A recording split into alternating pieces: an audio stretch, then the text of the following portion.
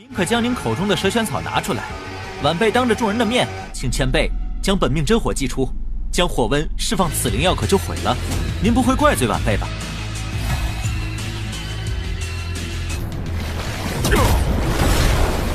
这怎么可能？居然真是火属！韩云刚才所说，居然全是真的。皇府圣宗区区一名杂役，又怎会知道？Halo, selamat datang di Aksa Movie 21.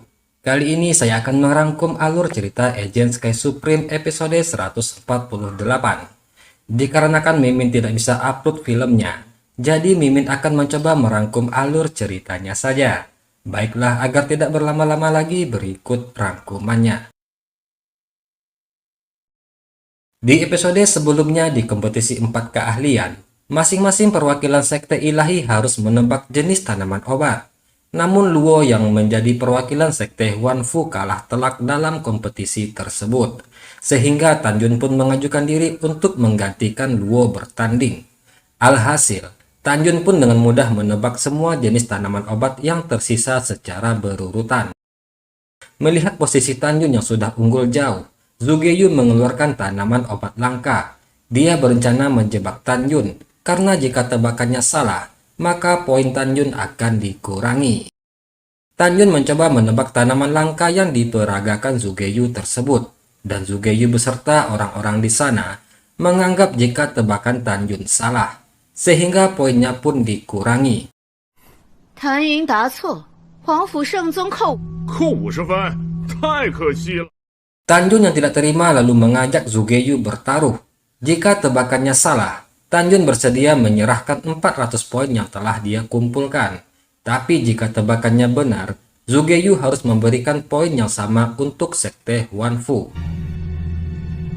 诸葛公主，反之，贵公便赠与我。 Zugeyu pun setuju dengan tantangan Tanjun. Tantai Xuanzong juga mendukungnya. Walaupun Murong Sisi takut jika hal itu akan membuat mereka rugi besar, tapi melihat Tanjun yang sangat yakin, Tantai Xuanzong pun menyetujuinya. 分数关系重大，不可。弟子确定。好。 Zugeyu lalu menyuruh Tanjun membuktikan tebakannya. Bagaimana mungkin seorang murid tukang bisa mengatakan rumput ular mistik menjadi rotan naga hijau?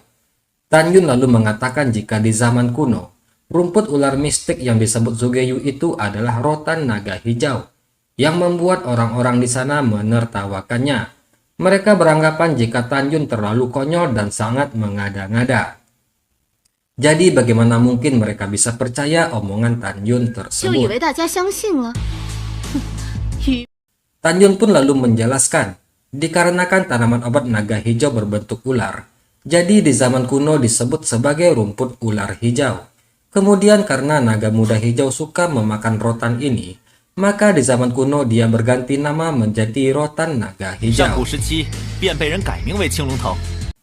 Tanjun mengatakan rotan naga hijau yang berumur 1800 tahun.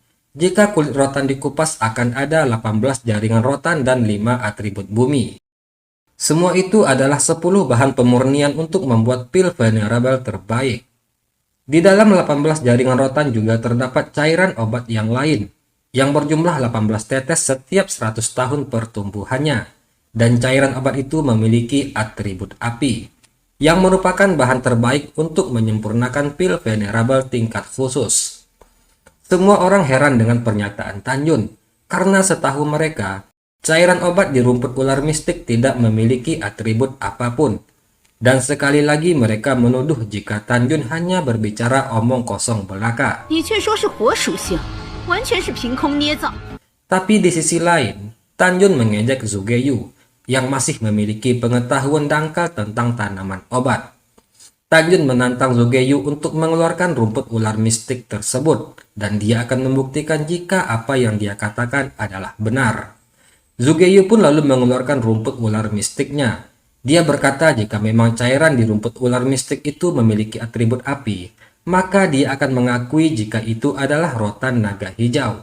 Tapi jika tebakan Tanjun salah, maka dia akan membuat Tanjun menyesal karena telah menghina dan merusak tanaman obatnya. 你毁我灵药，坏我生。 Dengan tenang, Tanjun mengerahkan tenaganya untuk memotong tanaman obat menjadi beberapa bagian. Kemudian dia meminta bantuan para tetua untuk menggunakan kekuatan api kehidupan sejati. Seorang tetua lalu maju untuk membantu Tanjun. Lalu Tanjun mengatakan agar tetua tersebut mengeluarkan energi api kehidupan sejati dan tetap mempertahankannya ketika mencapai suhu tertinggi. Tetua itu pun menyerang potongan rumput tersebut dengan energi api miliknya. Sementara itu Zugeyu dan yang lainnya menunggu dengan harap-harap cemas. Setelah energi api disingkirkan, mereka semua terkejut mengetahui jika cairan di rumput itu memang mengandung atribut api. Yang dengan demikian maka semua yang dikatakan Tanjun terbukti benar. 居然真是火属性。韩云刚才所说，完全是真的。 Seluruh anggota Sekte Huanfu bersorak merayakan kemenangan mereka karena lagi-lagi Tanjun memenangkan taruhannya. Dengan demikian sesuai kesepakatan, Sekte Jiwa Ilahi akan memberikan 400 poin mereka kepada Sekte Huanfu. Sedangkan di lain pihak Zugeyu menahan amarahnya. Dia tidak menyangka jika dirinya telah dikalahkan Tanjun yang hanya seorang murid tukang. Tetua dari Sekte Pil Ilahi menanyakan cara menggunakan cairan itu kepada Tanjun. Namun di sini Tanjun menyembunyikan pengetahuannya.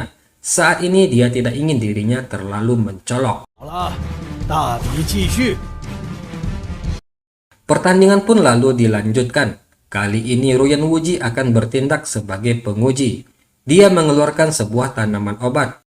Tanjun menebak jika tanaman itu adalah rumput peri kebangkitan berusia 1600 tahun. Lagi-lagi orang di sana dibuat takjub dengan tebakan Tanjun. Karena setiap tanaman obat yang dikeluarkan Ruyan Wuji, penampilannya sangat mirip dan sangat sulit untuk diidentifikasi. Tapi Tanjun dengan cepat menebak tanaman itu, seolah-olah dia menjawabnya secara spontan. Hal itu tentu merupakan sebuah peristiwa yang sangat luar biasa. Dan tanpa terasa, Tanjun telah menjawab 20 pertanyaan dengan tepat dan benar. 20题，谭云全都抢答对了。 Dan selanjutnya adalah giliran Tantai Xuanzong. Dia akan memberikan 10 pertanyaan yang tersisa. Dan lagi-lagi Tanjun memborong ke 10 jawaban Tantai Xuanzong dengan benar. Sementara Sekte Peri Abadi dan Sekte Jiwa Ilahi hanya bisa terdiam melihat Tanjun mengalahkan mereka semua dengan telak.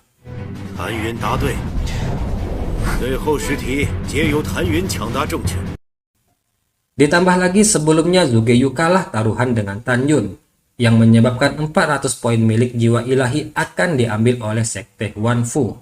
Dengan demikian, saat ini Sekte Huanfu berhasil mengumpulkan total 1190 poin, yang berbalik menjadi peringkat pertama memimpin kompetisi. Disusul oleh Sekte Peri Abadi dengan 980 poin.